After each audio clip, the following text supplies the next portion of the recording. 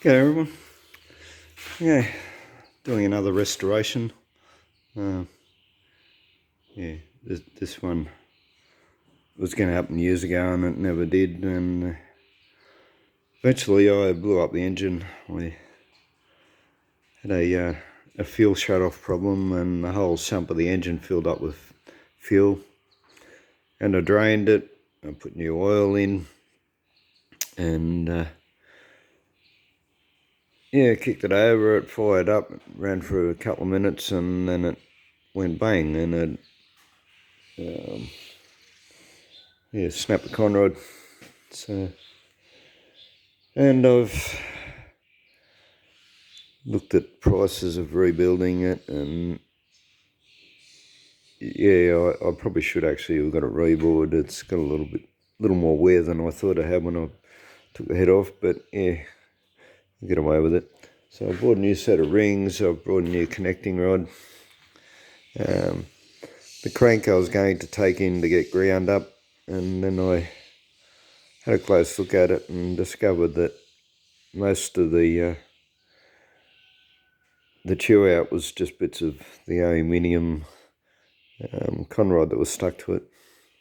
So I've managed to emery that up with a bit of wet 400 and some WD-40, and it's all good. So yeah, but I thought, well, while I've got the engine out, I'm going to clean up and paint this thing. This was rusty as, terribly rusty, and you can actually, I don't know if you can actually see, we'll get down close, and yeah, that was the worst areas. They were under the foot mats. That, yeah, when you look over the whole thing, and to look at it, you would think that I just sprayed over the old paint. They look like chips in the paint, but that's the actual rust pitting. And I could have puttied it all and gone to a whole lot of trouble, but yeah, it's a lawnmower. So yeah, anyway, that's just a bit of spray can blue. This is a Toro wheelhorse. Yeah, they were originally red, but yeah, I just decided to be different. And yeah, of course the deck here came off a Viking. It's a 44-inch deck. This mower did come out with a 44-inch deck, but yeah, I bought this cheap. It cost me $250 because it didn't have a deck, and I bought the deck for another $50. I couldn't get the right deck, and yeah, I didn't in any way anticipate how difficult it would be to replace the deck with one off a different mower. And yeah, because it didn't have any of the lifting gear that went with this mower, or other than the back rod. It had the rod, that's this bit here that goes across the back, and it had a lifting mechanism which was on the deck, which was terribly hard to use. But yeah, it didn't have any front mounts, so I had to make, and it didn't have any of the gear, the original Toro gear either. This is the framework of it, and so yeah, I've had to make everything myself, and it's so much more complicated than I ever anticipated. And yeah, had to change so many things, and eventually I actually had to shift the engine 3 inches from this bolt hole here, this is the original engine bolt hole, over to here. And that was to make it work with the deck. And of course that interfered with the steering, so I had to alter that. And interfered with half a dozen other things that I had to alter as well. But eventually got it all done, and yeah, that was quite a while back. And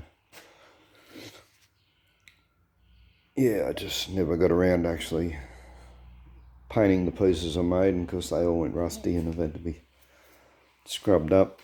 So I'm in the process of doing over there with cleaning up welds and scrubbing it up and painting. There's some more bits Yeah, you can see, yeah, original hanger mounts that I've had to cut off and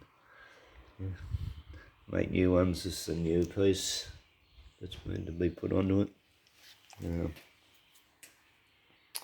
And this is actually new again because I just remade it because I wasn't happy with the original lifting mechanism. It was too hard to use and I didn't want it out on the deck anyway. I wanted it up here where it's supposed to be. And yeah, this positioning piece for the deck height was actually supposed to be on the outside, but yeah, that on there is a lever for the to engage the cutter, and that's just works off the spring loaded thing, which yeah, goes on here. There's a lead rod that goes on here which goes up to the other lever, and it's just tensioned by the spring. So yeah. And yeah, anyway, we're getting there. We've got a problem with the seat all rusted up now. The bolts won't even come out because the nuts on the back are come loose from their welds. So yeah, about to scrub all that up and paint it. Got to recover the seat. Should be easy enough. And the actual covers now, it was a plastic cover, and because I had to cut the side out of it because I shifted the engine. Yeah, and I made up a piece of, just a tin part of the cover to hide the engine, but that's all, because it's plastic and it's probably close to 20 years old or something. It's all starting to break now anyway, so I will at some stage, I'll fairly soon make a new fiberglass cover from it. I'll just take a copy and mould from the old one and then make a new one from that. So yeah, bits more pieces hanging up here. These are the pieces that have been scrubbed up and repainted, and yeah, so many bits and pieces to operate this thing. Yeah, it's all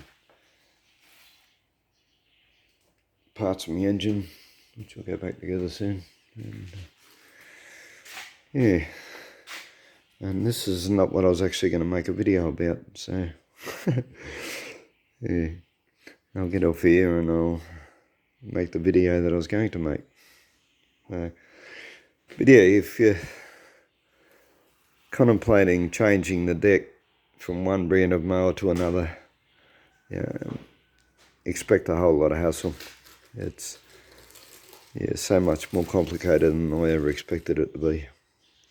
But it worked, and yeah, I've got a ride-on mower for $300 that I've already been using for about 4 or 5 years now. And yeah, probably another $50 worth of paint, and it'll be in, plus fiberglass for the cover, that's probably another 100. So yeah, so another $150, and it'll be like a good one. So not quite as good as a new one, but good enough. There you go. Thanks for watching.